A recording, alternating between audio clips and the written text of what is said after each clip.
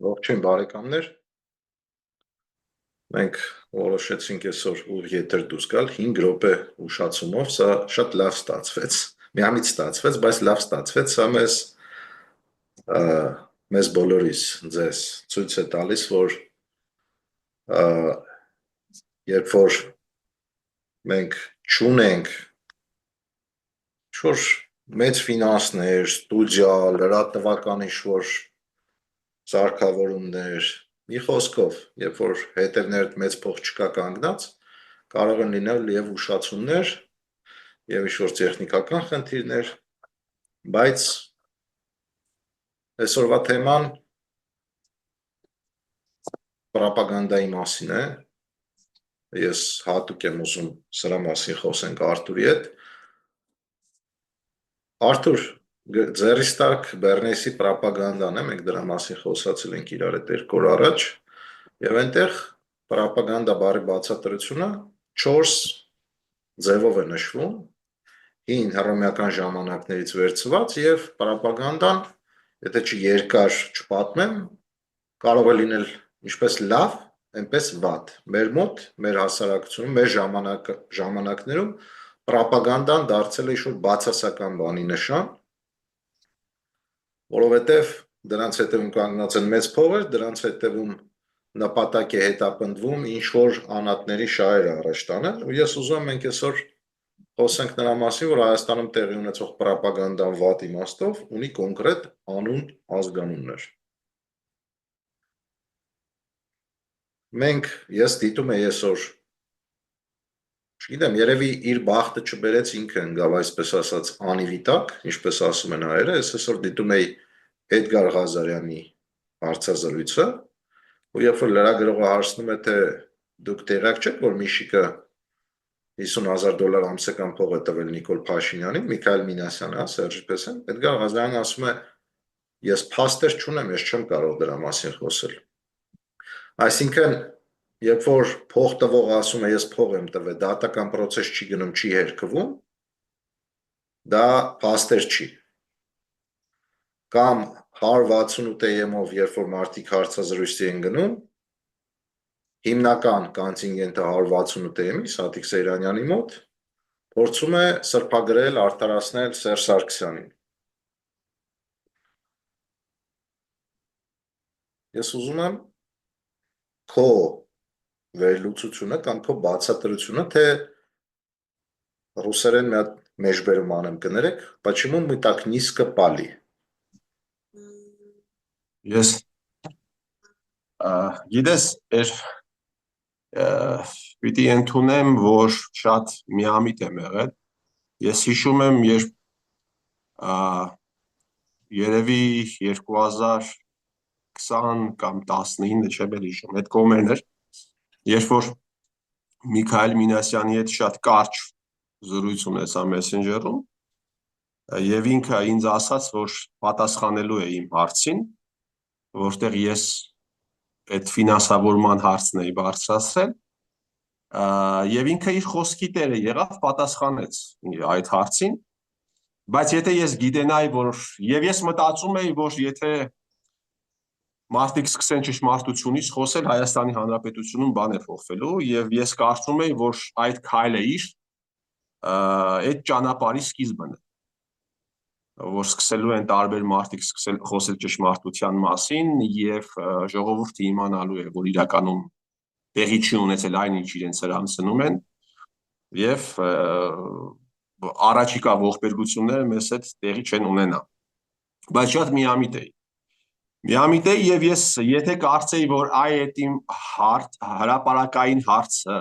որին հետո ինքը հրապարակային պատասխանեց, եթե պիտի արժանանար, եթե պիտի դառնար քաղաքական այս աստիճան մանիպուլյացիաների օբյեկտ, այսինքն ես այդ հարցը չէի բարձրացրել, որ օրինակ Բորիս Մուրազին Էդգար Ղազարյանին ասի, բանը ենթադրենք Միքայել Մինասյանը տվել է, գումար է տվել։ Ես այդ հարցը բարձրացրել էի պատասխան ստանալու ակնկալիքով, որպեսզի Բորիս Մուրազին ոչ միայն Էդգար Ղազարյանին հարցնի, այլ Բորիս Մուրազին նաև Լևոն Քոչարյանից հարցնի, թե այսպեսի բան է տեղի ունեցել, դու էլ պատգամավոր ես։ Ես այդ հարցը բարձրացրել էի, պատասխանը ստացա, որպեսզի Բորիս Մուրազին Աղվան Վարդանյանի դեմը դնի այդ փաստը, որպեսզի այդ փաստը Բորիս Մուրազին Ռոբերտ Քոչարյանի դեմը դնի։ Պարզաբանի պիտի, չէ՞ այդ մարդիկ։ Այլ ոչ թե, երբ որ պետք է խոսենք այդ թեմայի մասին, երբ որ պետք է չենք խոսի։ Ասա է պրոպագանդան։ Երբ որ 3 տարի շարունակ Թևանյան Անդրանիկը ունենալով պատգամավորական լիազորություններ եւ հստակ սահմանադրական պարտավորություններ չի խոսում կեղծ հեղափոխության մասին եւ խոսում է դրա մասին միայն այն ժամանակ, երբ որ Նարեկ Մալյանը հելնում է իր թիկունքին։ Ասա պրոպագանդա է։ Եվ այս շարքը կարելի է շատ երկար թվել, այն ինչ որ տեղի է ունեցել Հայաստանի Հանրապետությունում, ունի շատ կոնկրետ անուն ազգանուն այդ իրականացնողները։ Մեկը ազգային անվտանգության ծառայության գործակալներն են, մյուսը լրագրողները, գիծ խմբագիրները։ Եթե այդ երկու ինստիտուտ մեկը կառավարությանը ենթակա մարմին է, կառավարության ենթակա, այսինքն վարչապետին ենթակա ուղիղ մարմին է, պետական կառավարման ապարատի մեջ մտնող մարմին է, մյուսը կոչվում է այսպես կոչված 4-րդ իշխանություն։ Եվ եթե այդ երկու ինստիտուտները չլինեին, այս ամենը Հայաստանի Հանրապետությունում տեղի չէր ունենա։ Չէր լինի այս ամենը։ Այս վիճակի մեջ ենք մենք, որովհետև այդ երկու ինստիտուտները, ես չեմ ասում ծայրից ծայր, բայց հիմնականում այն մարդիկ, ովքեր ներգրաված են եղել այդ երկու 4-րդ իշխանության եւ ազգային անվտանգության ծառայության համակարգերում են եղել, իրենք կամա բերել ժողովրդին հասցրել են այս վիճակին։ Էդգար Ղազարյանը, ինչ ասեմ այդ մարդուն, Էդգար Ղազարյանը, երբ որ իմպիչմենտի նախագիծ են ներկայացնում, շատ լավ են անում, շատ ճիշտ է ասում, բայց 4 տարի այս մարդը երկիրը հասցրել այս վիճակում է հասցրել, ազգային ժողովը, որը վերահսկող մարմին է, չի առաջացնում անվստահություն հայտնելու գործընթաց։ Սա հանցագործություն է։ Սա ազգային ժողովի կողմից հանցագործություն է։ Բայց Էդգար Ղազարյանը նաև մեկ այլ հանցագործության մասին պիտի խոսի, չի խոսում։ Ազգային ժողովում պիտի բարձրացվեն, դա բոլոր քաղաքագիտական գրքերում է գրված, որովհետև ազգային ժողովը ներկայացուցչական մարմին է, եւ այնտեղ պիտի բարձրացվեն ազգի առջև ծառացած կարևորագույն քաղաքական խնդիրները։ Այդ հարցը Համբարձումյան Արթուրը Ձորի Մայլիչ պիտի բարձրացնի։ Այդ հարցը պիտի բարձրացնի Քոչարյան Լևոնը կամ Աղվան Վարդանյանը, ով դրա համար փող է ստանում, կամ Մամիջանյան Հայկը, կամ Տարոնը Մարգարյան։ Եվ այդ կարևորագույն հարցերը չեն բարձրացվում։ Եվ երբ որ օրինակ լրագրողը հարցնում է Ագառնիկ Դանելյանին, ասում է, բա ազգային անվտանգության ծառայության գործակալը հեղափոխություն է անում, պարոն, այս հարցը որտեղ պիտի պարզաբանում ստանա, եթե ոչ ազգային ժողովում, ինչու չեք բարձրացնում նմանատիպ հարցեր, այդ կտորը կա իմ եթերում դրված, եթերում եմ ասում Facebook-յան պատին։ Դաշնակ մաշնակը ասում է, իսկ որտեղ ես պիտի բարձրացնեմ այդ հարցը։ Այսինքն այդ դաշնակը օգտագործելով լրագրողի տաղավարը, ինքը հիմարի տեղ է դնում ոչ միայն լրագրողին, այլև այն հազարավոր մարդկանց, ովքեր դիտում են այդ ուղիղ եթերը։ Սա պրոպագանդա է, Արաջան, սա պրոպագանդա է։ Այս մասին Էդգար Ղազարյանը, ով ասում է, որ Հայաստանի Հանրապետությունում տեղի ունեցել թուրք-ադրբեջանական հեղափոխություն։ Այսինքն, եթե թուրք-ադրբեջանական հեղափոխություն է եղել եւ նաեւ եթերում ասում է, որ թուրք-ադրբեջանական ռեժիմ է Հայաստանում, այսօր է ասում, ինքը դա այդ բառը օգտագործեց, թուրք-ադրբեջանական ռեժիմ, այսինքն ըստ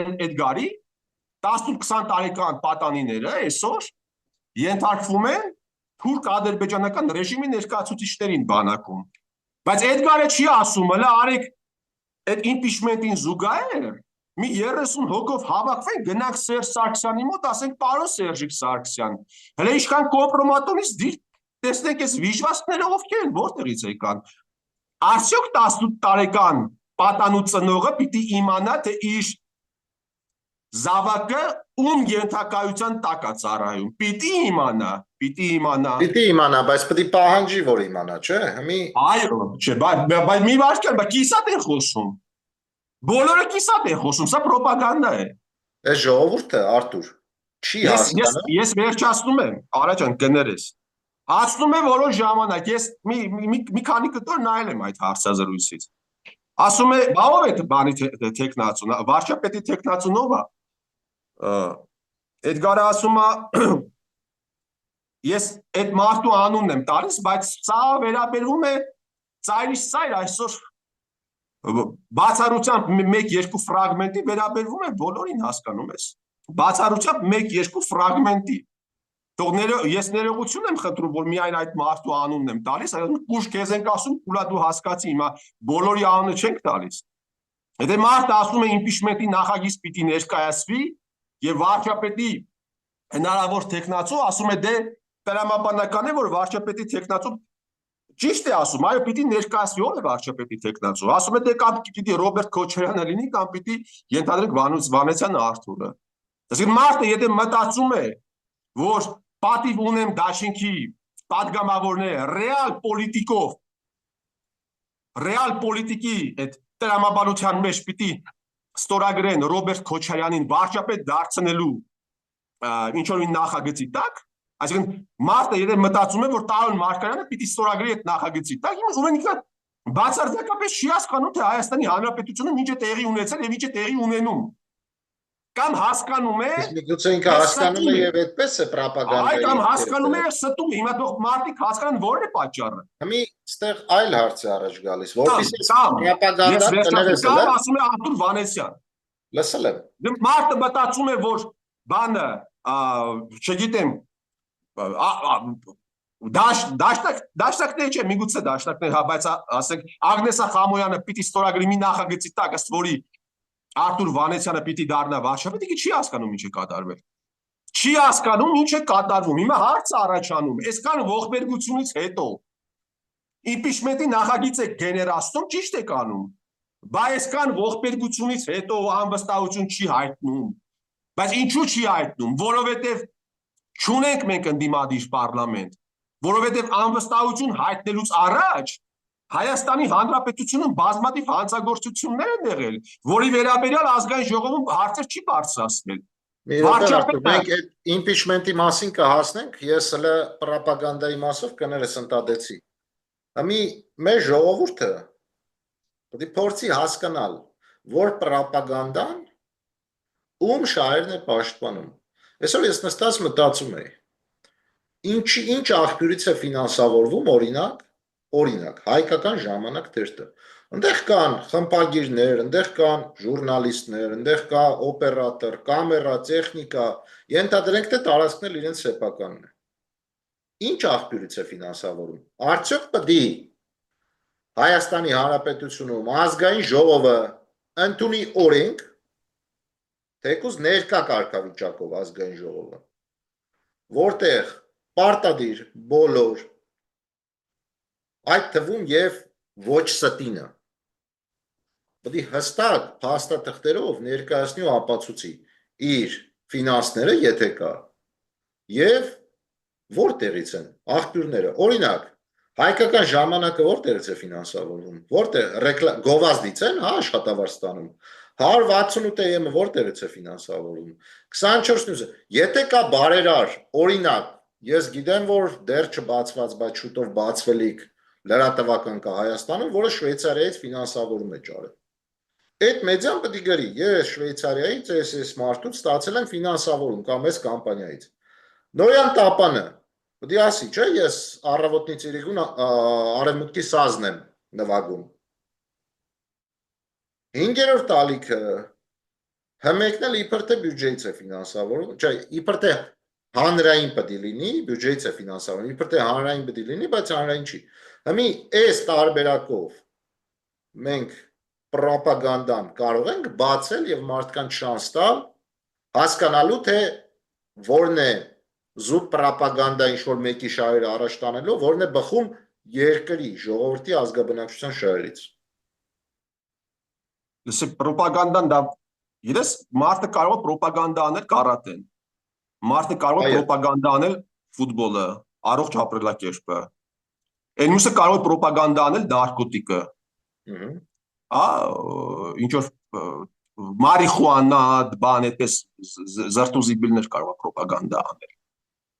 Այն մյուսը կարող է պրոպագանդա անել, չգիտեմ, ազգային անվտանգության ծառայության գործակալ լինելը, կորպորատիվ էտիկետ եւ այսպես շարունակ։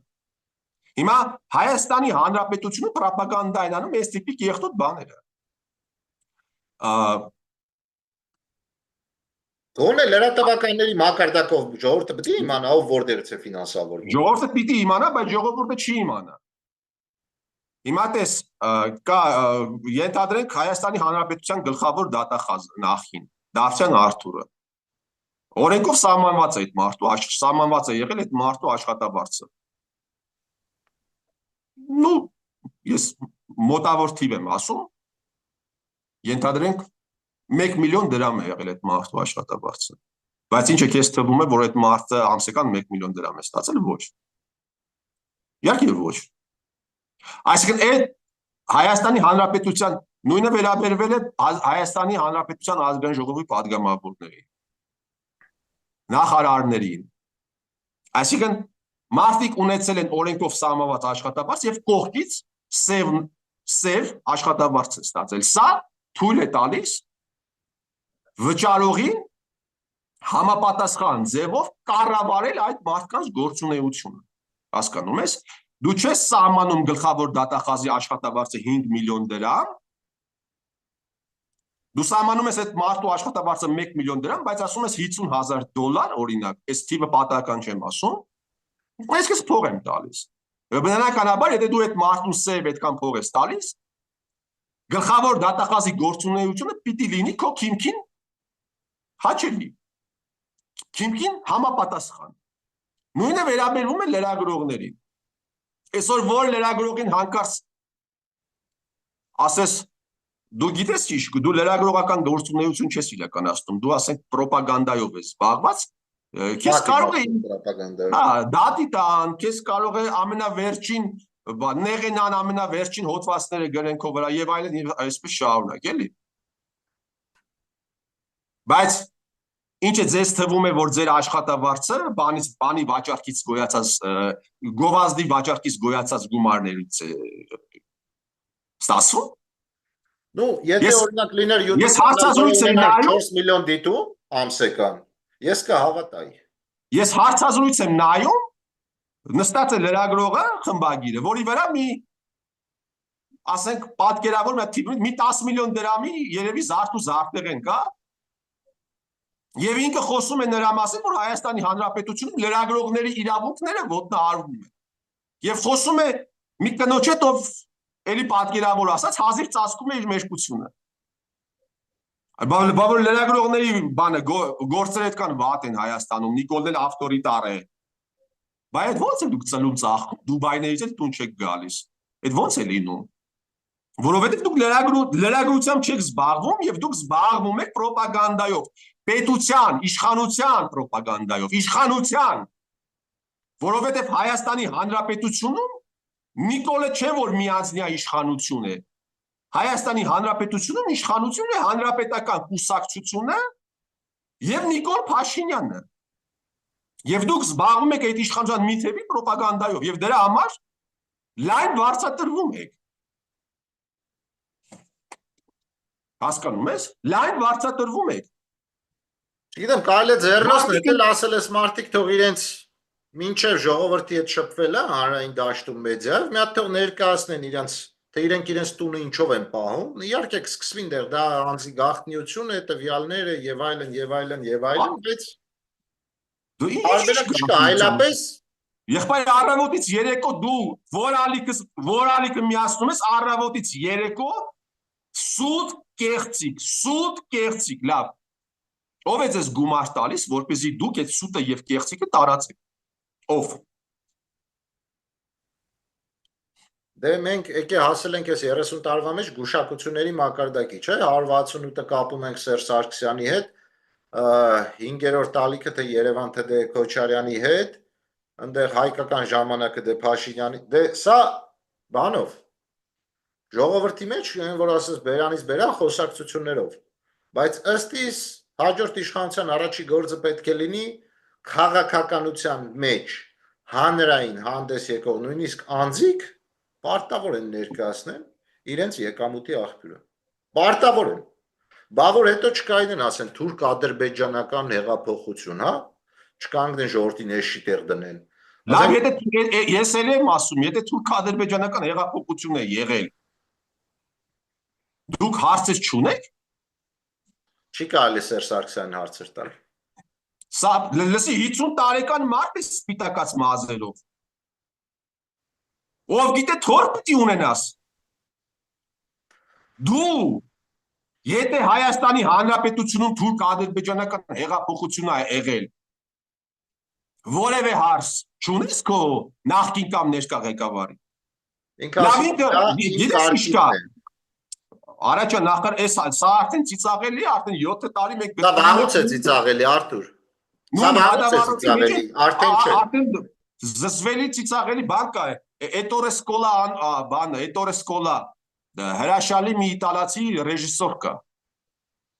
Ինքը ունի մի հատ ֆիլմ։ Մոտավորապես հիմա կասեմ, կարող եմ 1-2 բառ սխալվեմ, Дикие грязные отвратительные։ Դիկի կարող է սխալ ասեցի ուրիշ ածականներ, բայց грязные отвратительные ոչ կար մեջը։ Ցույց է տալիս մի հատ կեղտոտ հասարակություն, դա դարձել է այսօր Հայաստանի Հանրապետությունը։ Այս մասից արի մի հատ շրջադարձ անենք այլտեղ։ Պրոպագանդայի մասը համարենք, որ հույսով եւ նպատակադրումով, որ հաջորդ իշխանությունը, հուսանք, որ դա շուտ տեղի կունենա, ես չգիտեմ ով իշ դերակատարում կունենա, բայց առաջի գործը պետք է լինի կոնկրետ հանրային գործունեություն, մեդիա դաշտում հանրային գործունեություն ծավալող անձանց եկամուտի աղբյուրների բաց լինելը։ Մինչև թեման երկրորդ մասին անցնելը ասեմ, որ ԱՄՆ-ում լրատվական գործակալությունները իրավունք ունեն ընդամենը 25% արտերկրյա ֆինանսավորում ստանալ, իսկ Սինգապուրում այս խնդիրը կար, Լի Կուան Յուի ժամանակ, երբ որ ինքը նոր վարչապետ էր դառել, այս խնդիրը կար, ու ինքը այո, օտարերկրյա ֆինանսավորումով լրատվականների հարցը կոնկրետ դրել էր, ընդհուպ մինչև զրկելը օտարերկրյա ֆինանսավորումից։ Հիմա ես կներես, էլ մի բան եմ ուզում ասել։ Երբ որ դու մտնում ես պայքարի մեջ,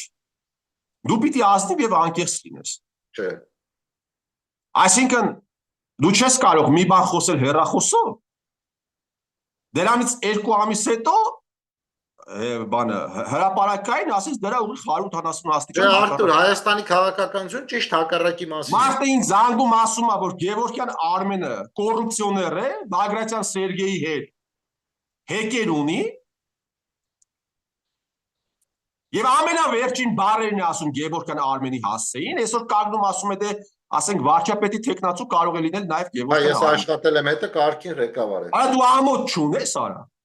Գիտես, ազնվորած Էդգարին թողենք կողքի, Էդգարը ընկավ անիվի տակ։ Էդգարը դա հավաքական կերպարն է այսօր։ Դու ուզում ես պրոպագանդիստների։ Հարցը Էդգարը չի։ 99% էս վիճակն է, երբ որ դու Համբարձումյան Արթուրին ասում ես,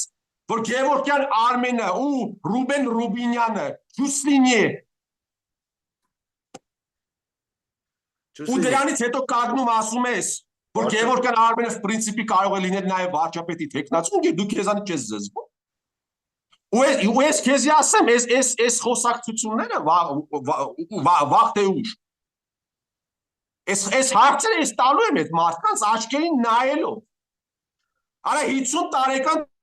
տղամարդ ես դու, սպիտակած մազերով, երբ որ Համբարձումյան Արթուրին ասում ես, որ Գևորգյան Արմենը Ռուբեն Ռուբինյանի հետ, Սերգեյ Բագրատյանի հետ որ շատ վատն է ինքը, ու դրանից հետո Բորիսի մոտ ասում ես, որ ինքը կարա պրինցիպի լինի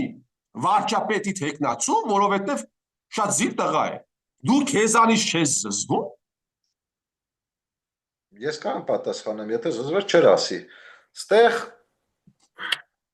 պրոպագանդան շատ սերտ կապ ունի, մենք տեսանք պրոպագանդայի վառ արտացոլումը,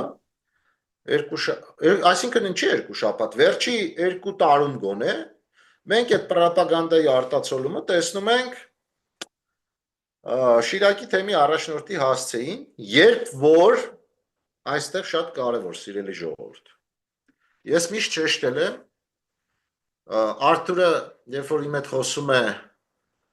ինքը ասում է իմ համար Աստված, քո համար բնությունը։ Ես կնքված եմ, բայց ես աթեիստ եմ։ Ծնողներս են կնքել, չեմ հրաժարվում։ Ես հարգանք ունեմ կրոնի նկատմամբ։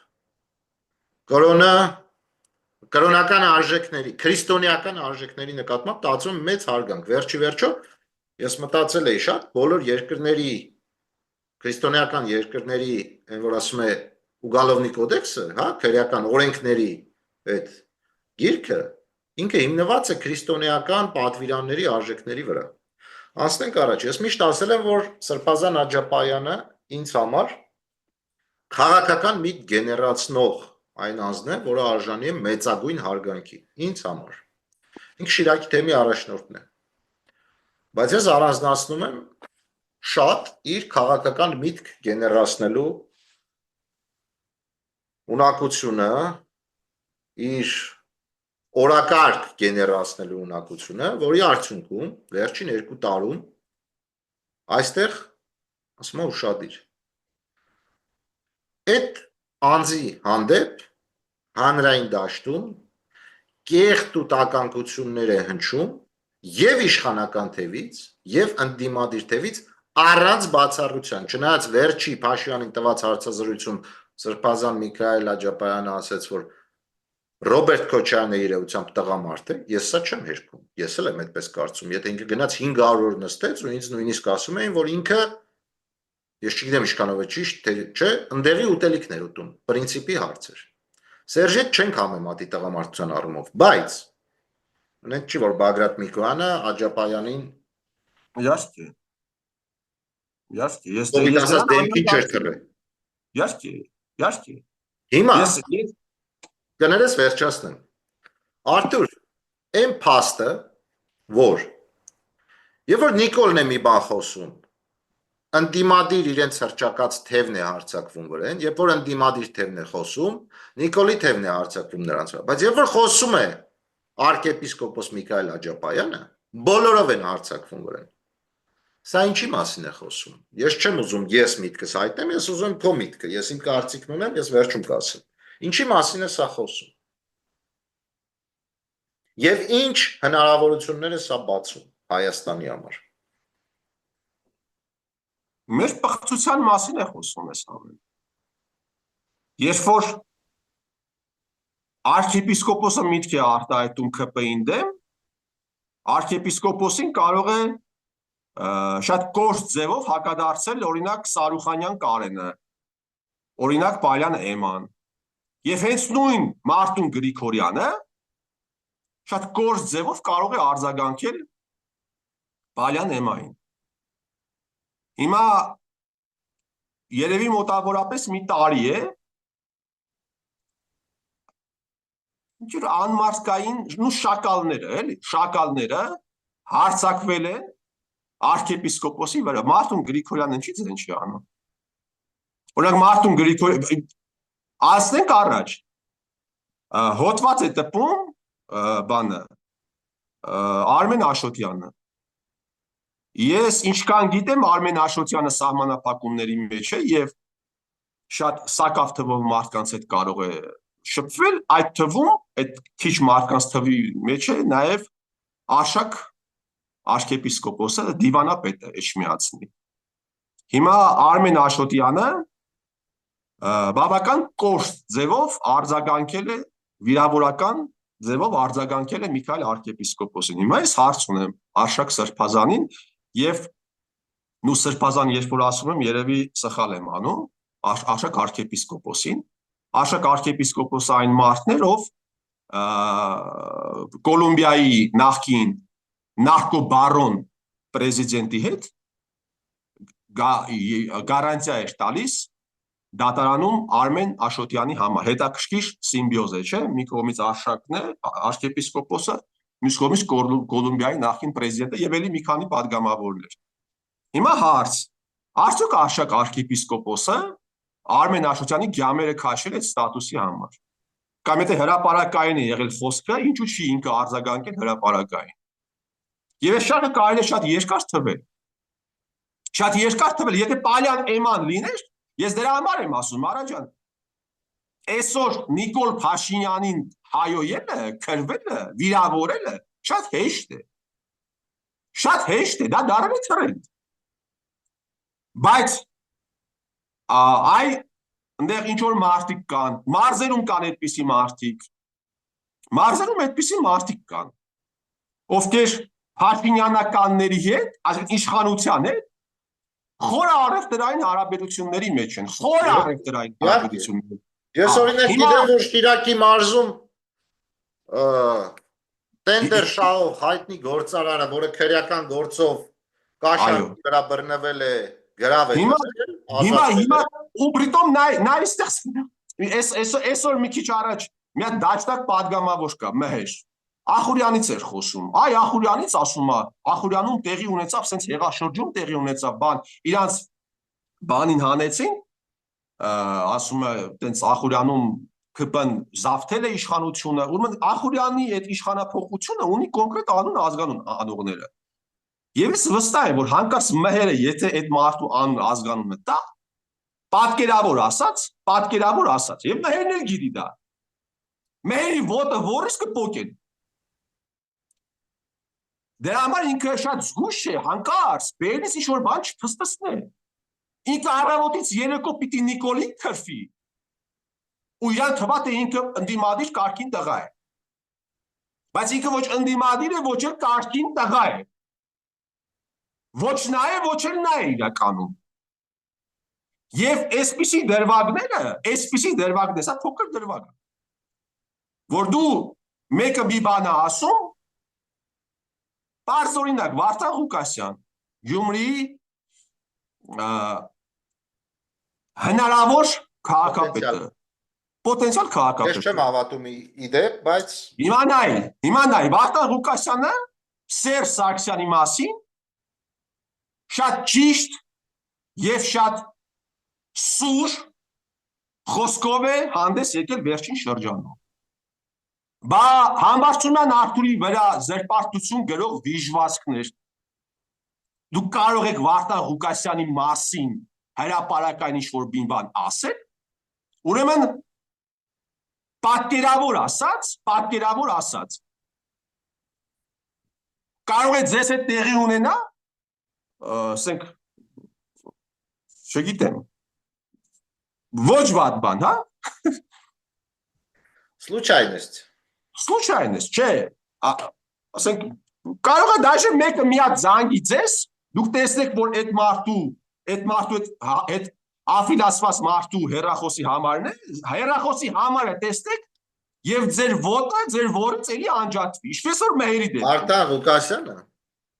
սա առանց իրոնիայի, Վարդան Ղուկասյանը Աստծո պահածն է։ Իր հավատացյալությամբ նա Աստծո պահածն է, так что երևի այլ բաներ տեղի կունենան։ Սա խոսքը մի լավ, ասա վերջացրու։ Ես չեմ ասում, ոչ նրա վերաբերյալ որ այ կգան, չգիտեմ ինչ կանեն, ուղղակի իմ ասածը այն է, որ մի դեպքում վախենում է, մյուս դեպքում Համբարձումյան Արթուրն է կամ arczepiskopos-ն է, ինչ պիտի անեն։ Բայց կգա ժամանակ հայոյանքները լրիվ պահած ֆիքսած է, օրինակ Սարգսյանին հարց տվելու համար հազարներով հայոյանքներ է կերել։ Այդ հազարներով զերպարտությունների համար, որ օրինակ ինձ են տվել 6 տարի։ Ամեն մի շակալը, ամեն մի սրիկան, այդ դրածա, պատասխան է տալու։ Ես ուզում եմ վերադառնանք մի հատ կետի։ Երբ որ բեր ես այսօր պոլիտկարեկտ լինեմ, քանի որ դու արդեն պոլիտկարեկտ չես այսօր։ Երբ որ Բագրատ Սրբազանը Տավուշից քայլում էր, ոգևորված գամփրով, Պետրոսյան Սուրոյի երջանիկ դեմքով, Գառնիկ Դանելյանի ուրախացած հայացքով գալիս էին փրկելու։ Ես ու դու են մարդիկ էինք, որոնք ասում էին, նախ սկզբից մենք ասում էինք խնդիրը Տավուշում չի գնա Երևան, գնացեք Երևան Սրբազան, հետո էլ ասում էինք հասնելով Երևան, խոսեք ճշմարտության մասին։ Ու ես հիշում եմ, ես տեսանյութերից մեկում ասել էի, տոլի գրել էի, ասել էի ձեզ օդ ու ջրի պես պետք է arczepiskopos Միքայել Աջապայանը Երևանում։ Բացատրեմ ինչի է։ Լսի, բայց կներես մի հանուն արտարության ես մի բան ասեմ, երբ Միքայել arczepiskoposi վրա առաջին հարձակումն էր, Բագրատ arczepiskoposը ի պաշտպանություն խոսքով հանդես եկավ եւ ասաց, որ իմ հանդես եկավ, որովհետեւ առաջինը չէր դա երկրորդ հարձակումն էր, որովհետեւ հա, երկրորդն էր, չեմ հիշում։ Մինչև խոսքով հանդես գալը, այսօր դու ոնց որ արշակի։ Ճիշտ է, բանի տեղ չդրեցին։ Ես Բագրատին բանի տեղ չդրեցին։ Ես դիմել էի Բագրատ Սրբազանին, ասել դուք ասելու բան չունեք։ Բանի տեղ չդրեցին, բայց հանուն արտարության պիտի ասեմ, Իհարկե, բայց ես ուզում մանրամասնեմ, ինչու է ես ասում ձեզ օդի ու ջրի պես պետք է Միքայել arczepiskopos Աջապայանը Երևանում։ Հասկանում եք, գալիս ենք, քայլում ենք Երևան, այսօր Էդգար Ղազարյանի ասացի պես մի մեշոկ անուն թվարկեց, նու մեշոկով եմ ասում, որպեսզի ժողովրդի համար պարզ լինի, թե ինչ վերաբերմունք ունեմ, հա, թեկնածուների նկատմամբ, այսպես կոչված պոտենցիալ վարչապետացուների։ Եվ եկան Սրբազան շարժում սարքեցին, ուռցրին բավականի մարդիկ հավատքով էին լցված, բայց այն պահից սկսած որ երկրորդը երրորդ մեր իմ ու Արթուրի առանձին դիմելուց հետո հանրային ճշմարտության մասին խոսք չընչեց, արդեն պարզ էր, որ ՀՀԿ-ն կանգնած է, ասում է մեզ շրջապատել են, Բագրատին շրջապատել են, ես չգիտեմ իր ցանկությամբ թե չէ։ Դուք ժողովրդին ապրիորի իմանալով, որ Բագրատ Սրբազանը Կանադայի քաղաքացի է, չեք կարող առաջադրել վարչապետի տեխնացու։ Դուք ժողովրդին խաբում եք, հանում եք դուրս, ֆրստնում եք, հավաքում եք մասսա, մի քանիսին էլ նստեցնել եք տալիս, եւ հետո այդ ամեն ինչը ջրվում է։ Պետք չի ասել, որ մենք միայն քննադատում ենք։ Մենք ու երբ որ ես ասեմ սա երևի, հա, Արթուր, մենք հնարավորություն ենք ունեցել Թովմաս, հա։ Հա, Թովմասը ոնց որ։ Զարգավակ, սխալ եմ ասում, ճիշտ եմ ասում։ Գեղեցական չինների մեջ լավ չեմ։ Հա։ Մենք հնարավորություն ենք ունեցել խոսելու, ես կարճ ասեմ, մեր խոսակցություն չբացեմ, ու խոսակցություն մոտավոր սա էր։ Ձեր կողք ինչու է հավաքված ՀՀԿ-ն, ու մեզ պրետենզիա հնչեց մոտավորապես, իսկ ինչու դուք չեք մեր կողքը։ Ու մենք ասացինք, մենք չենք ձեր կողքը, որովհետև 3 անգամ հանրային դիմելուց հետո ճշմարտի խոսք չհնչեց, ոչ հրապարակից, ոչ ճանապարհից, ոչ մինչև այսօր Բագրատ Սրբազանի բերանից։ Այնինչ ինչ էր պահանջում Բագրատ Սրբազանից։ Ասել են ինչ որ այսօր ասում է Միքայել arczepiskopos Աջապայանը։ Ընդհանրապես այդքան բանն էր պահանջում։ Որպեսզի այս ազգը կոնսոլիդացվեր։ Կկորցնեիք ՀԿ-ի ինչ որ զանգված, ավելի լավ։ Վիբրը հետո ավելի մաքուր։ Ասեք, Արաչան, տես, այդ եթե Բագրատ arczepiskoposը ասել այն ինչ որ ենթադրենք ասում են այլ մարդիկ, այդ հավաքը բազմահազարանոց չէր կարող գեներացվել, որովհետև այդ հավաքը սկսեց գեներացվել այն պարզ պատճառով, որ մի կողմից իրանցում տեղի էին ունենում հայտնի process-ները, մյուս կողմից ամբողջ պրոպագանդան գտնվում էր այդտեղ։ Ինչպես որ 2018 թվականին ամբողջ պրոպագանդան գտնվում էր Նիկոլի շրջապատում, 90% կայքերը։ Այդպես էլ կայքերի ճնշող մեծամասնությունը գտնվում են հիմա պատկերավոր ասած 168-ը իր օպերատորին եւ իր օպերատորներին եւ իր լրագրողներին կամ 24 News-ը ուղարկել է իրանց։ Հիմա եթե Բագրատ Սրբազանը այլ կերպ հանդես էր այլ խոսքով հանդես գալ, բնականաբար այդ ամենը չէր լուսաբանվել։ Կարող է բանը խմբագիրները օրեկան 20-30 հազար դրամ տալիս են բերտուջի փող, քննելու փող, իրենց օպերատորներին, ես խմբագիրներին, որպեսզի նրանք գնան եւ լուսաբանեն Բագրատ Սրբազանի, Բագրատ arczepiskopos-ի այն խոսքը, որտեղ ինքը մեղադրում է Սերժ Սարգսյանին 2018 թվականի հեղափոխությունը սարքելու մեջ։ Հավատա ավելի շատ այլ որակի մարդիկ կհավաքվեին իրենց կողք։ Էլի եկանք թեման պրոպագանդային, հա, անում է ամեն ինչ պրոպագանդան։ Ես Բեռնեսի գիրքը կներկայացնեմ, եթե սուրբաթ չհասցրեցի, մի սուրբաթ կներկայացնեմ, շատ հետաքրքիր։ Ես այո, ինչ որ մի պահի, բայց դա պետք է լիներ լրիվ առանձին process։ Ի սկզբանե ինքը այդ մարդկանց հետ չպետք է մտներ ճանապարհի մեջ։ Ես ասել եմ, ես առաջին իմ խոսքում ասացի, ձեզ չեն բանանելու, լուսաբանելու, բայց ձեզ կարող է լուսաբանել 100,000-ավոր մարդկանց հեռախոսները։ Այո։ Ինքը կարող է ինքը կարող է հանդես չգար այդ թանկարժեք բեմի վրա, ինքը կարող է մի հատ մեքենայի թափքի վրա դուրս գար։ Այլ process կլիներ, այլ լրիվ իմիջիայլոց վերջերս ընկերներս մեկի հետ է խոսում, ասում է այդ բեմի գործ անողները ամբողջությամբ գիտեն թե Հայաստանի Հանրապետությունում ինչ է տեղի ունեցել, որովհետև ամենայն հավանականությամբ բանը իրանք գիտեն չէ որ Զաքաշիկը նույն մարդն է։ Նույն մարդկանց համար։ Այսինքն բաները այն մարդիկ ովքեր երեք տիպի մարդիկ կան Հայաստանում, ովքեր պարզ գիտեն թե ինչ է տեղի ունեցել։ Մեկը այդ բեմի գործ անողներն են, որովհետև պատվիրատուները նույնն են,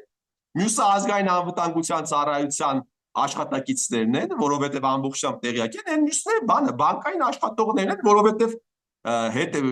բանը հնարավորություն ունեն տեսնելու ֆինանսական հոսքերը։ Ամբողջությամբ իրենք պատկերացնում են թե ինչ է կատարվել եւ ինչ է կատարվում Հայաստանի Հանրապետությունում։ Ես իդեպ ուզում եմ նորից վերադառնամ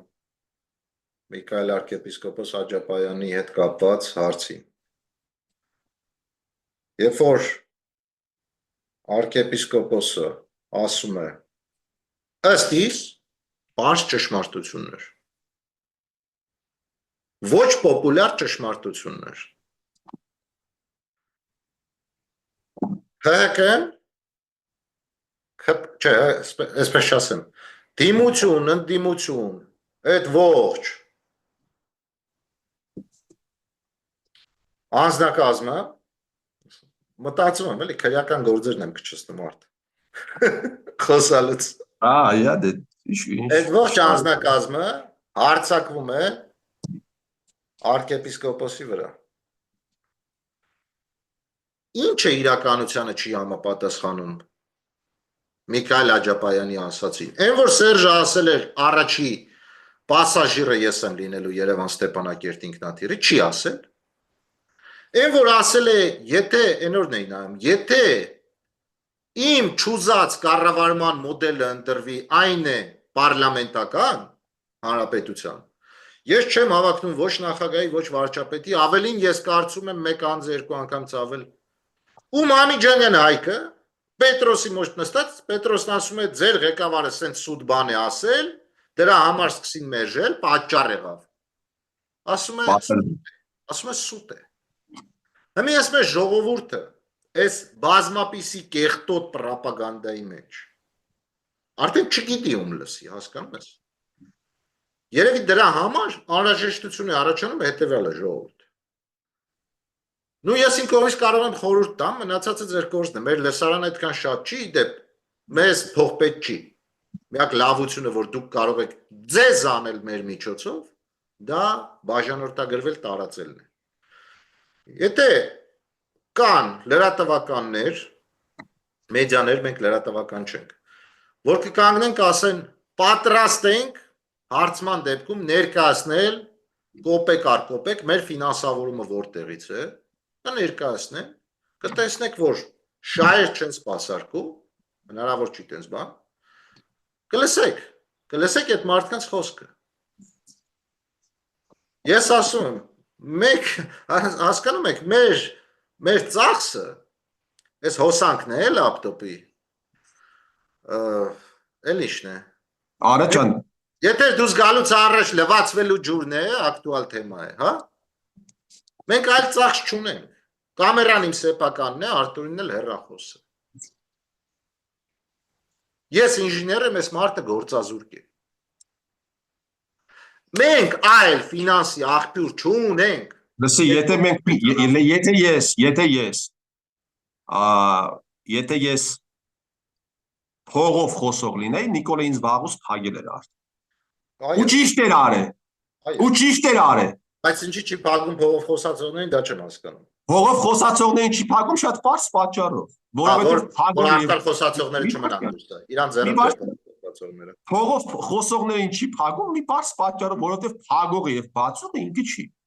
Հա։ Փագողը եւ բացողը ինքը չի։ Այս Գյումրիում որ բան էր, նախընտրական պայքար էր, Մարտուն Գրիգորյանը ասում է Սարիկ լավ ես։ Ուրեմն Մարտուն Գրիգորյանի հորը եւ տղային կար ժամանակով ձերբակալեցին եւ այդ ձերբակալման հետ Սարիկ Միլյասյանը այքան կապ է ունեցել որքան ես ասեմ ավելին ձերբակալման հետ նույնիսկ Նիկոլ Փաշինյանն է ունեցել ոչ ուղիղ կապ եւ Մարտուն Գրիգորյանը շատ լավ գիտի ինչի համար է ձերբակալվել եւ ով է եղել պատճառը ով է եղել դրա բանը տրիգերը հրաման տվողը ինչի համար Հայաստանի Հանրապետության ամենաազդեցիկ ու պրիտոմ այդ օրը ես նայում եմ հետաքրքիր բան է մտնում եմ առավոտ թերթ եմ մտնում գրված է ձերբակալել են Մարտուն Գրիգորյանի հորը Կամո Գրիգորյանին եւ որդուն եւ նույն թերթում էլի կես ժամ առաջ գրված է որ բանը մոտավորապես եմ ասում արդարացվել է կամ ռեժիմը փոխվել է դեպի մեղմացում Սերժի Վաչոյի նույն օրը հիմա այստեղ հարց է առաջանում ինչպես ո՞ս կարող է երկրում որ ապրում է այսպես կոչված հետ հեղափոխական ժամանակներ հիմա Սերժի Վաչոյին Վաչիկ ինչ էր Բաղդասարյանը Ղազարյան այդ Նիկոլն է տվել այդ հրամանը ով է տվել այդ հրամանը հիմա դատարանները որ Սերժի կնես դատարանները որ Սերժի բանը Վաչական Ղազարյանին արդարացնում են հիմա արդար է թե արդար չէ Պարադոքս այսինքն մի կողմից արդար են հա մյուս կողմից անարդ այդպես չի կարող լինել Արաջան կարող է կարող կիսահղի լինել չի կարող դատարանը հետևապես դատարանները ենթարկվում են մեկ կենտրոնի դատա իրավական համակարգը Հայաստանի Հանրապետությունում մի մարդու է ենթարկվում կամ մեկ խումբ մարդկանց է ենթարկվում եւ Նիկոլ Փաշինյանը այդ խմբի ասենք այն երրորդ մարդն է հիմա այս հարցերը երբ որ ես վերջերս փաստաբաններից հայտնի փաստաբաններից մեկի հետ եմ խոսում ասում է ես քո արգումենտների հետ բան եմ համաձայն չեմ բայց սա փաստեր են ինչ կա համաձայն լինել չլինելու հիմա դատարանը որ Սերժ Սարգսյանին ճանաչում է պատկերավոր ասած աշխատավարձով ապրած մարդ հիմա արդար է թե արդար չէ արդար է այդտեղ արդար է բայց որ այն մյուսին փակում են այդտեղ արդար չի այդտեղ արդեն քաղաքական զակազ է տեղի ունենում այո եւ այս հարցերը ատավորներն են այո այս հարցերը որտեղ պիտի բարձրացվեին բանը շատ ճիշտ բան է ասում էլի վերադառնամ այսօրվա զրույցին այդ մի ֆրագմենտին այո падգամավորը անհատական պատասխանատվություն է կրում ինքը ադմինիստրատիվ մանդատով կաշկանդված չի ինքը խղճով համոզմունքներով պիտի առաջնորդվի եւ այս հարցերը պիտի բարձրացվեն պարլամենտում դրա համար գիտես դրա համար իրանք փող են ստանում դրա համար երթում են տվել բայց ինչպես դու տեսնում ես ոչ լողանան կանցնի Արտուր ոչինչ ինչ լողանան կանցնի հարցը լողանալը չգիտես հարցը այն է որ սա ամեն ինչը ունի բան չափ սահման ունի սրանք բան են անում էլի սրանք միջև վերջ հայտարարվում պիտի խաղան բերել են Տարոն Մարգարյանի նախկին օգնականին դրել են գլխավոր դատախազ ու Տարոնին զրկում Սահակյանի նախքին օգնականին կամ խորհրդականին դրել են արտաքին հետախուզական վարչության տնօրեն, նախքին ռեժիմի ժամանակ կարևորագույն անձանց բերել դրել են դիվանագիտական կարևորագույն պաշտոնների ազգային անվտանգության ծառայության տնօրեն, հատուկ ծառայությունների ղեկավարների տեղակալներ եւ այսպես շարունակ։ Ու շարունակում են պնդել, որ Հայաստանի Հանրապետությունում 2018 թվականին բանը հեղափոխություն ա եղել, հեղաշրջում ա եղել։ Civil Net-ի բան կա, լրագրող կա, վերջերս հրապարակել էր նկար էր հրապարակել Մուղդեսյան, եթե չեմ սխալվում, ինքը եւ Ջեֆրի Սաքսը։ Մարդ հնարավորություն ունենար այդ լրագրողին ասեր, մի հատ Ջեֆրի Սաքսին ասա, էլի հարց տուր, որ post-սովետական երկրներում հեղափոխություններ են եղել, ասենք Կիրգիզստանում, Ուզբեկստանում, Ուկրաինայում, Վրաստանում, տապալված ռեժիմի ներկայացուցիչների հետ ինչ է տեղի ունեցել, կամ փախել են, կամ դատվել են, կամ մնացել են նույն երկրում, բայց ուղղակի զերո ազդեցությամբ։ Հիմա Հայաստանի Հանրապետությունում տարակուսում է այդ անձնավորությունը հեղափոխություններ, թե հեղաշրջում էր, հələ թող հարցնի Ջեֆրի Սաքսին, տեսնի Ջեֆրի Սաքսը ինչ է իրան պատասխանում, հնարավոր է նման բան լինի։ Էլի վերադառնում ենք սկզբին, հա, լրագրողներ ազգային անվտանգության ծառայության գործակալներ։ Պրոպագանդա։ Այո, պրոպագանդա։ Ձելի ժողովուրդ, պրոպագանդիստները ընդհանուր առմամբ, եթե շարժվում են տուպը, նրանք սազն առնում են, սկսում են գովել մեկին։ Որոշ խելացի պրոպագանդիստներ, իդեպ ես ասեմ, որ սրանք էլ տուպոյ չեն։ Որոշ խելացի պրոպագանդիստներ 10-ից 1 կամ 2-ը քլնգում են իրենց շահերի տիրոջը, որպիսի թվան անկախ։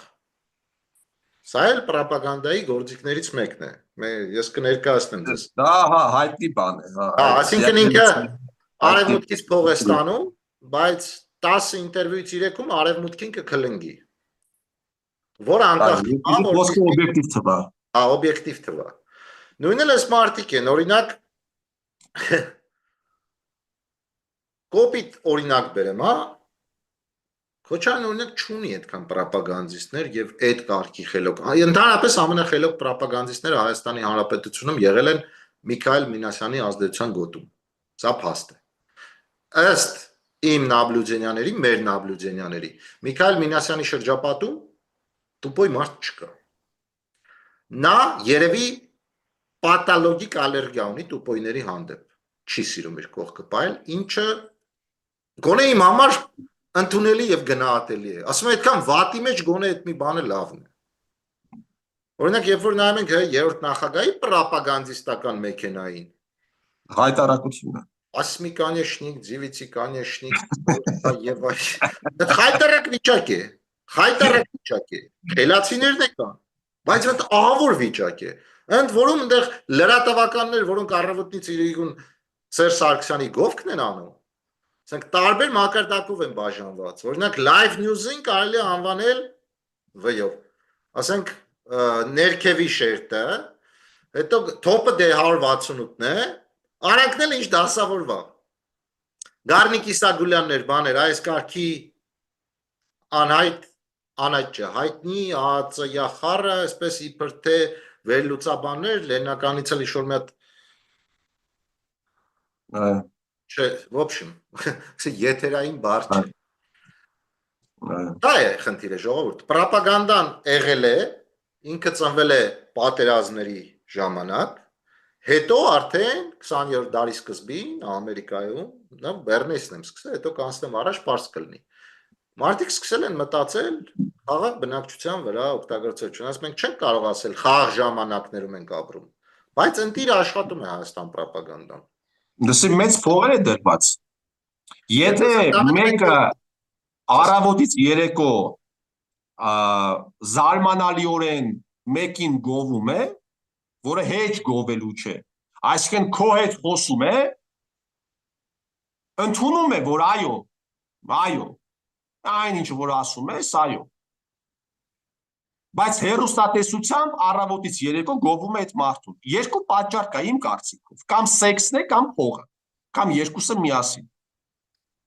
Ավելի լավ Ես է ուրիշ փողը, պատճառ Արթուր։ չեմ կարող գտնել, հա, հիմա Իրենց կամ պարագայում գոնե սեքսն է, 10-ից կամ փողը փողն լինի։ է։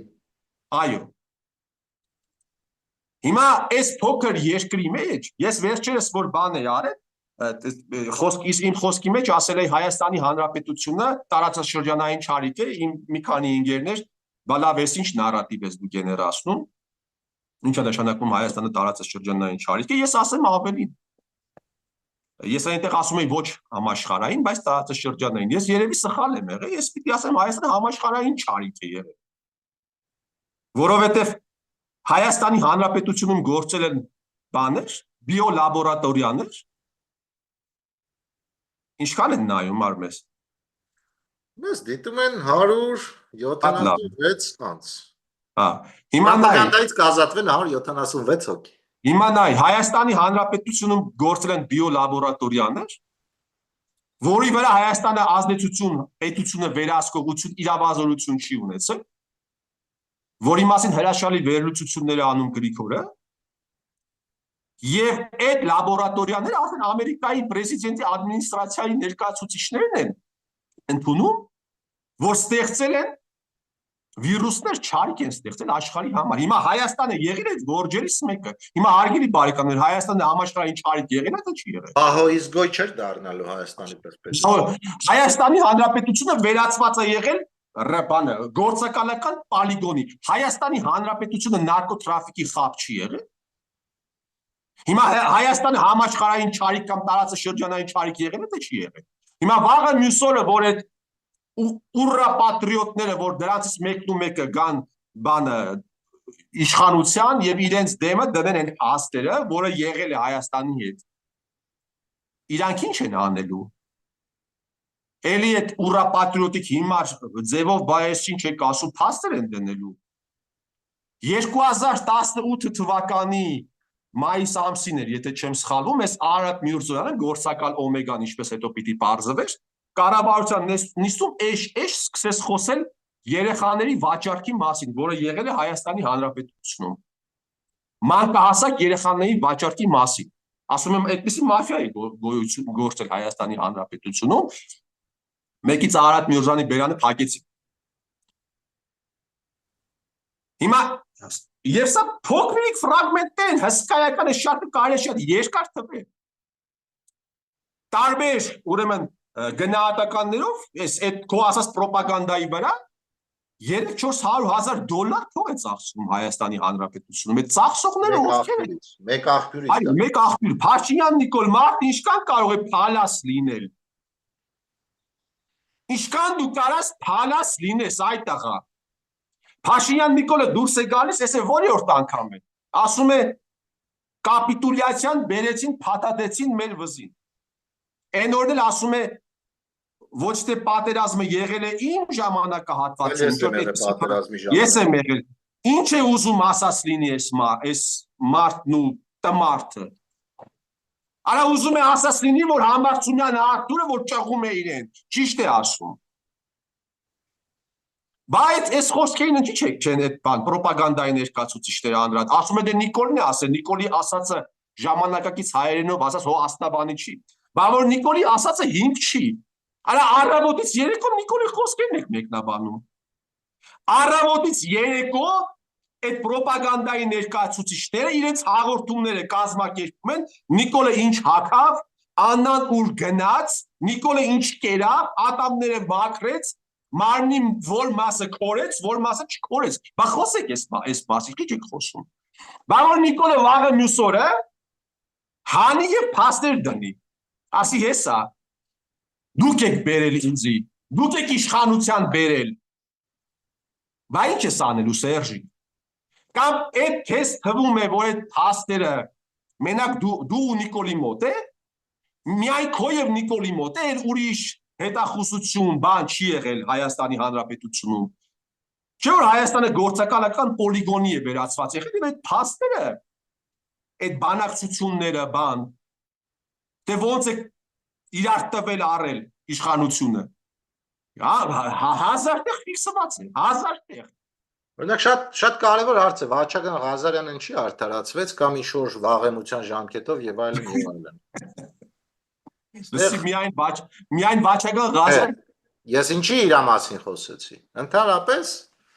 սա սովետի ժամանակից, սովետական միության ժամանակից մնացած կուլտուրա եւ տրադիցիա է։ Բարձրաստիճան պաշտոնյաների բոլոր շարժին տեղյակ են նրանց վարորդները, ախրանայի ղեկավարները եւ այլն եւ այլն։ Հələ մեկը ժուրնալիստներ ջան, գնացեք Վաչագն Ղազարյանին հարցրեք։ Կարող է պատայի սխալման Սերժ Սարգսյանին տարած լինես Նիկոլ Փաշինյանի հետ հանդիպման։ Ոչ թե Նիկոլին վերացել ես Սերժի մոտ։ Սերժ Սարգսյանին տարած լինես Նիկոլի հետ հանդիպման։ Նիկոլ Փաշինյանը դեռ Հայաստանի Հանրապետության վարչապետ չդարձած, սրա մասին 1000 անգամ ես խոսել եմ։ Դեռ վարչապետ չի, Նիկոլ Փաշինյանի անվտանգությունը սկսել են ապահովել ազգային անվտանգության։ Այսօր Բորիսը Էդգար Ղազարյանին այդ թեմայով դեմ էր տվել պատի։ Էդգար Ղազարյանը իհարկե այն որ ասում է հետևյալ կերպ ասեմ կհասկանանք ժողովուրդ մեկ գիտեք ինչ դերասաններ են կորցրել իդեմս քաղաքական գործիչների։ Դու մենք գիտեք ինչքան դերասան են կորցրել։ Մի ցելի պարլամենտ ընդեղ։ Մի ցելի, չգիտեմ, երկու պարլամենտ լրատվականների եթերներում առավոտից իրիկուն։ Դերասան է որ կորցնում ենք, ասում է վարչապետի տեխնացու է առաջադրվել, ՊՊՑ-ն պետք է վերցներ պահպանության տակ, Բորիսն ասում է չէ, 23-ին չի առաջադրվել, բայց 23-ին վերցրել։ Ասում կարող է 23-ին չեմ վերցրել պահպանության տակ։ Ես ձեր դերասան ջանին մեռնեմ։ Հայաստանը հազարներով դերասան է կորցրել։ Ես քեզ ասեմ ավելին։ Ազգային անվտանգության ծառայության գնդապետը ինձ պատմում է, թե ինչպես են 15-16 թվին այն մարդիկ են օլիգարխների, այսպես կոչված օլիգարխների թիկնապահները, ազգականները, ում վրա Նիկոլը ինչ-որ բանման է խոսել կամ գրել, եւ ովքեր Նիկոլի վրա այսպես ասած գազեր են արել, ինչպես են այդ բոլոր մարդիկ կանչվել ազգային անվտանգության ծառայություն, ինստրուկտաժի ենթարկվել եւ ռադարվել։ Դա դες 15-16 թվականների։ Հիմա ես վստահ եմ որ այս ամենի մասին իրենք լսել են, մի հատ էլ ճշտել են, որ այո, այդպիսի բաներ եղել են։ 2018 թվականին, արա, երբ որ սրա մասին էլ եմ 1000 անգամ խոսել, երբ որ Նիկոլը ներկայացնում էր ազգային անվտանգության ծառայության նոր տնօրենի Արթուրին Վանեցյան, իր մի կողմում նստած էր Վանեցյանը, մի կողմում նստած էր Կուտոյանը։ Եվ Նիկոլը շնորհակալություն է հայտնում Գեորգի Կուտոյանին վերջին փողոցային շարժման ժամանակ հնարավորինս անելու համար։ Այս ամեն ինչը իրանք բնականաբար չեն լսել։ Այս ամեն ինչը իրենք չեն տեսել։ Դե փողի համար կարելի է փաստորեն փողի համար կարելի է ամեն ինչ։ Վանեցյան Արթուրն էլ պիտի գար մեր մոտ, ոչ ստինին պետք է հարցազրույց, պետք է որն է, կար նպատակ, բայց հարմար չէր գտել։ Երևի պարոն Վանեցյանը հասկանում է, որ չէ, ինքը ոչ 24 չի եղել, հրաժարվեց ու կուզենայինք։ Ոչ հայլին է, որովհետև էստեղ ցանկացած ոգով էլ կա, պարոն Վանեցյանը առավել եւս ստանալու է շատ կոնկրետ ուղիղ հարցեր։ Ուղիղ, ոչ պոպուլար, ոչ հաճելի հարցեր։ Պարոն Վանեցյան, կամ դուք քաղաքական գործիչ եք, կամ դուք ԱԱՑ պայստազորի սպա եք եւ ԱԱՑ էթիկետն եք պահում։ Չի լինում մի քիչ ունենց, մի քիչ ունենց։ Մենք եւս մեկ անգամ սպասում ենք։ Լավ է, հարցերը մի բաժան։ Կներես Արա ջան, այդ հարցերը ենթադրենք վաղը մյուսօր վաղը կամ մյուսօրը կամ 10 տարի հետո լավ Հայաստանի Հանրապետությունում ինչ որ իրավիճակ կփոխվի։ Ասենք Վանեցյան Արթուրին կամ Միքայել Համբարձումյանին կամ Արգիշտի Քարամյանին ինչ է թվում, որ այդ հարցերը ասենց պարլամենտում, այսինքն ասենք ծածկադմփոց են անելու եւ վերջանալու է գնա։ Ասենք վաղը մյուս օրը իրավիճակ է փոխվելու Հայաստանի Հանրապետությունում, բա մեկը չի լինելու, ասի Լեոնիդ Գասպարյանին կանչեք, տեսնենք Յանջայի ռմբակոծությունը ինչի համար է եղել եւ Ընդհանրապես Օնիկ Գասպարյանը ուր է, հələ կանչեք տեսնենք։ Օնիկ Գասպարյանի մասին չի կարելի խոսել, լսի։ Բա չես տեսնում, չի կարելի խոսել Օնիկ Գաս։ Այնտեղ Բաքվի մենք ընդհանրապես Հայաստանի ես ինստիտուտները, պետական ժողովուրդը, բա սենց պրոպագանդան լսում ես։ Բան է եղել։ Ինչ է եղել։ Չէ, ես կոմենտներն եմ բարբերաբար կարդում։ Հիմա իրանք ես կոմենտ ընդհանրապես չեմ կարդում։ Հիմա իրանք դուրս են ընկել բանից, ժամանակից դուրս են ընկել։ Այնտեղ պատմում են, որ Յանջայի ռմբակոծությունների հրամանը Օնիկ Գասպարյանն է տվել։ Հայաստանի Հանրապետությունում մարդիկ դուրս են գալի, ասում են մենք խփել ենք բանին, մենք խփել ենք օդանավակայանին, ենք խփել իբրև թե ադրբեջանցիները ուզում են համոզել, որ խփել են բնակելի, հարց է առաջանում։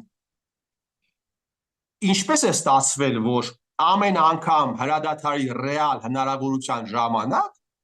խփել են Յանջայի բնակելի թաղամասերին։ Հիմա դա եղել է ադրբեջանցիներին ստրատեգիկ պարտության մատնելու համար, որ ադրբեջանցիները պիտի վախենային եւ չկրվեին, թե դա եղել է ունենալով հերար եւ միջին Իհարկե դա պատմության պատերազմի ելքը փոխելու համար։ Պատերազմը, որպեսզի պատերազմը չդադարի եւ հերար նպատակը եղել է այն, որ ադրբեջանցիները սինխրոն պատասխան տային, իսկ սինխրոն պատասխանը կլիներ Գյումրիի ռմբակոծումը։ Այս հարցը Օնիկ Գասպարյանին տվել են իմիջիայլոց։ Այս հարցը իմ խնդրանքով Օնիկ Գասպարյանին տվել են։ Եվ բնականաբար ինքը բան է եղել էլի, տեսբեկից չէ ինչ եք խոսում, բա ինչ եք խփել։ Հոկտեմբերի 10-ին, որ Մոսկվայում ձեռք է բերվում հրադադարի պայմանավորվածություն, մի քանի ժամ հետո Յանջային դու ինչ ես խփում, Գասպարյան Օնիկ։ Ինչ ես խփում, ինչ ես դա անում։ Հիմա այս հարցը, լավ, հիմա Աղվան Վարդանյանը չի տալիս այդ հարցը։ Չի տալիս այդ հարցը։ Պիտի տա, չի տա։ Դաշնակ մաշնակը պիտի ասենք Խաչատրյան Արթուրը, բանը Գեգամ Մանուկյանը պիտի այդ մարդուն այս հարցը տան։ Չեն տալիս։ Լավ վաղը մյուս օր նոր պարլամենտ ենք ունենալու։ Համբարձումյան Արթուրը չի հայտնվելու, Կարայան Արան կհայտնվի, Կարայան Արան չի հայտնվի, Համբարձումյան Արթուրի օրը կհայտնվի օրինակ։ Բայց մեկ է այս հարցը Օնիկին տալու են, ասել վերջը հանձնաժողով են կազմելու, ասեն բերեք տեսնենք պատերազմը ընդհանրապես ով է ղեկավարել, այդ դավադրությունը ով է ղեկավարել։ Գասպարյան Օնիկը զանգել է, ենթադրենք հեռախոսազրույցներ է ունեցել պատերազմի ժամանակ Սերժ Սարգսյանին, Սերժ Սարգսյանի հետ։ Մերժված, մերժել են, գծերից գցել են, բայց գենշտաբի պետը նախագահի հետ կապ է պահում։ Հիմա Մուղդեսյան Արշալույսը զարմացած դեմքով ասում է դա հեղափոխություն էր, թե հեղաշրջում էր սրբազան։ Հələ Ջեֆրի Սաքսին Մուղդեսյան Արշալույս, որ մյուս անգամ հանդիպես հարցրում հնարավոր է հեղափոխություն լինի, բայց գծերից ընկած նախագահը կապ պահի գենշտաբի պետի հետ։ Դες բան вообще կարա լինի։ Կամ ինչի՞ չզանգեց Քոչարյանին։ Չէ, Քոչարյանի հետ են խոսել։ Հա, ասում են խոսել է, չգիտեմ։ Միքայել Մինասյանը իր հրապարակման մեջ ասում է, որ խոսել են։ Հա, Միքայել Մինասյանը դա պրոպագանդայի բանն է։ Այո։ Դա լղոզման ձև չէ։ Գլուխ գործոստ է, այո։ Որպեսզի ասենք, որ բա Սերժի հետ չխոսալու հետ խոսալ, Զաատնո այստեղ արդեն Քոչարյանի հարցն է, որ այս պրոպագանդային Բագրատ Միկոյանը բա չի ելնում ասում, մեր հետ չի խոսած, ես ինչ եք խոսում։ Բանը ասում է Նիկոլ Փաշինյանը խմած քնած է եղել, բա ում եք պիտի խոսեր։ Ճիշտ է։ Նիկոլ Փաշինյանը խմած քնած է եղել։ Նիկոլ Փաշինյանը խմած քնած է եղել, բա ում եք պիտի խոսեր, խոսել է նախկին նախագահների հետ։ Բայց երբ որ պատերազմի ավարտից հետո, հիշում ես Նիկոլը ելույթ էր ունենում, ասում էր ինձ բերեցին ձայնագրություն տվեցին, թե ոնց է բանը Օնիկ Գասպարյանը խոսում երրորդ նախագահի հետ պատերազմից հետո ամենավերջին հայհոյանքներով Նիկոլի հասցեին։ Իդեպ ես չեմ հավատում, որ Քոչարյանի հետ խոսացած լինի Օնիկը, որովհետև Նիկոլը դա կսարքեր Սերժի հետ համատեղ մատի փաթաթան եւ ինչպես միշտ դաժե նույնիսկ կարող է պարտությունը բարթեին։ Արա ջան, Օնիկ Գասպարյանը եղել է Սերժ Սարգսյանի ամենահավատարիմ կադրերից մեկը։ Օնիկ Գասպարյանը Քոչարյանի կադրը չի եղել։ Ոչ էլ Լևոն Տեր-Պետրոսյանի կադրն է եղել։ Ընդհանրապես հեղափոխություն կոչվածից հետո առանցքային պաշտոնները զբաղեցրել են հայտնի մարդու կադրերը։ Ոչինչ, Արթուր, ըստ ռոպագանդայի 82% ռեյտինգ ունեցող Թաթոյան Արմանը կգա իշխանության եւ այս ամեն ինչը կբացահայտվի։ Բերես պրոպագանդիստական նոտայով այսօրվա մեր եթերը։ Ես Թաթոյան Արմանի մասին էլ պիտի մի բան ասեմ։ Խնդրեմ։ Եվ վերջացնեմ։ Ուրեմն Թաթոյան Արմանը փոխարինեց մարդու իրավունքների պաշտպանի այդ պոստում Կարեն Անդրեասյանին։ Այդ բանը հայտնի Միքայել Մինասյանի, ասենք կադրերն են սրանք։ Կարեն Անդրեասյան, Թաթոյան Արման, նրան փոխարինեց սա, երկուսն էլ բանակում չծառայած,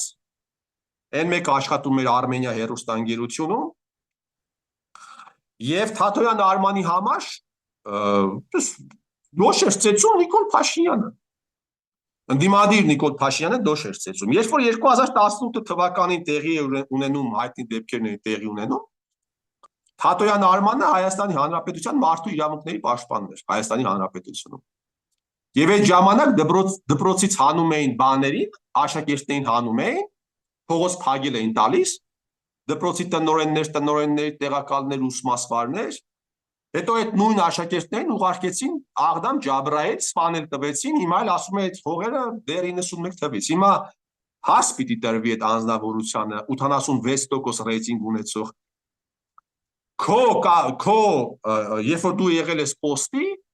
Հայաստանի Հանրապետությունում այսպիսի բան է տեղի ունեցել։ Սա մարդկանց ապրելու իրավունքը զանգվածաբար խախտելու դեպք, եթե դեպք չի։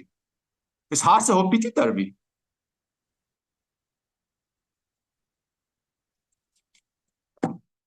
Շատ հարցեր պիտի տրվի, բայց այդ հարցերը պիտի տրվի ուժի տեսանկյունից, իշխանության տեսանկյունից, ու ես ասեմ ավելին, այո։ Նույնիսկ հայոց, երբ որ ասում են, մի ժամանակ ասում են այդ հեղափոխությունը Սերժի պրոպագանդիստներն ասում են Գազպրոմն է արել, հիմա էլ ասում են չէ, Գազպրոմը չի արել, արևմտյան բաներն են արել, նավթային կազմակերպությունները, թուրքերը, չգիտես, սխալը բաներ են ասում, ինձ հետաքրքիր է օրինակ, արևմտյան նավթային կազմակերպությունները ոնց են հասել նրան, որ Գյումրի 7-րդ դպրոցի աշակերտները բան են արել, դուրս են եկել փողոց փագել, այդ ոնց է եղել, ոնց է Shell-ի կամ British Petroleum-ի բաները, մենեջերները զանգել Կարապետյան Գագոյին, ասել բան արա, 10-րդ դասարանի, 11-րդ դասարանի, չգիտեմ, աշակերտներին հանի փողոց փագել տալու։ Կարապետյան Գագոյին այդ հրամանը տվել է կրթության վարչության պետը Շիրակի մարզի, հեղական։ Կրթության վարչության պետին այդ ամենը բանը հրամայել է այն ժամանակվա Շիրակի մարզի աշխատակազմի ղեկավարը մարզպետարանի Պողոսյան Սաչիկը։ Մարդով հիմա նախագահի աշխատակազմի ղեկավարն է։ Արդ, խնդիրը նրանում է, որ այս ասում է ով ինչ ուզում խոսում է ու երևի թե ես չգիտեմ, ես ուրիշ չեմ լսել, որ հանրային դաշտում ասենք բացատրեն մարդկանց մեր նման, թե որն է սուտ, որը ճիշտ, որը պրոպագանդա, որը ում շահերից է բխում, ում է այս ամենը ձեռնտու։ Չկա, մենք քիչ ենք, բայց որպես վերջաբան հետևյալը կասեմ։ Սապոլսկին, ես իրան շատ եմ հավանում, Ռոբերտ Սապոլսկին։ Էքսպերիմենտներից մեկի ժամանակ, երբ որ 12 դատավարական պրոցեսի են մասնակցում, հետևյալ բանն է ասում։ Ասում է, եթե վճիռ կայացնելուց 11-ի կարծիքը այլ է, մեկինը այլ, դա ասում է բան չի փոխելու։ Ասում է, սկսվում է փոփոխությունների պրոցեսը, երբ որ այլ կարծիք ունենում են երկու հոգի։ Նույնիսկ եթե 19 կարծիքի են, փոփոխությունը, այն որ ասում է էփը սկսվում է, եթե երկու հոգի են։ Մենք ամեն ինչ անելու ենք, որ սուտը, այդ թվում պրոպագանդան, որ այն թաքուն ֆինանսավորումները, անալիզներով, եթե հնարավորություն եղավ փաստերով, ամեն ինչ հանելու ենք, ներկայացնենք ժողովրդի դեմ։ Ներկայացնենք, որովհետեւ դուք հասկանաք, ում լսեք, ինչ հետևություն անեք, ով ում հետ ինչ թելերով է կապված, ով ինչպես է փորձում հիմարացնել մեզ բոլորիս։ Ու ես հուսամ այս ուրբաթ օրը հասցնեմ եւ կներկայացնեմ ձեզ Բեռնեսի ռոպագանդա գիրքը, տեղից կսկսենք։ Շնորհակալություն ձեզ ունկնդրելու համար մեզ։ Արթուր, եթե ասելիք ասելիք դե գրքերի բանը գրքերի թողարկումը լավ թողարկում է ես կասեի ամենալավ թողարկումն է։ Գիրք կարդալը կարևոր է, բայց ցավոք սրտի բանը պլատոնիկ փիլիսոփայության եւ քրիստոնեական փիլիսոփայության երկու կարևորագույն տարբերություններից մեկը նրանում է, որ հունական փիլիսոփայության այդ ճյուղի հետևորդներն ասում են, որ